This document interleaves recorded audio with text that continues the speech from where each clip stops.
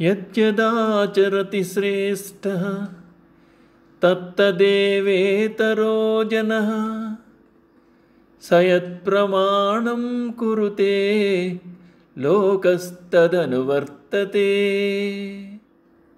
పెద్దలైన వారు ధర్మాన్ని తాము ముందుగా ఆచరించి చూపించాలి. అది శాస్త్రసమ్మతంగా ఉండాలి. సత్కర్మలను ఆచరిస్తూ ఉండాలి. తాము నడిచిన మార్గం అందరికీ శ్రేయస్సును కలిగించేదిగా ఉండాలి.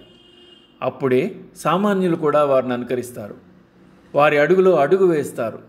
వారి జాడల్లో నడిచి ఉన్నతిని పొందుతారు. ఈ శ్లోకంలో భగవానుడు అర్జునుని యొక్క కర్తవ్యాన్ని గుర్తు చేస్తున్నాడు. ఫలాపేక్ష రహితంగా కర్మను ఆచరించమంటున్నాడు. అటువంటి ప్రమాణాలనే పాటించమంటున్నాడు. ప్రజలందరకు నియమాలను నిర్దేశించమంటున్నాడు. అప్పుడే యథా రాజా తథా ప్రజా కాగలదు అని బోధ చేస్తున్నాడు.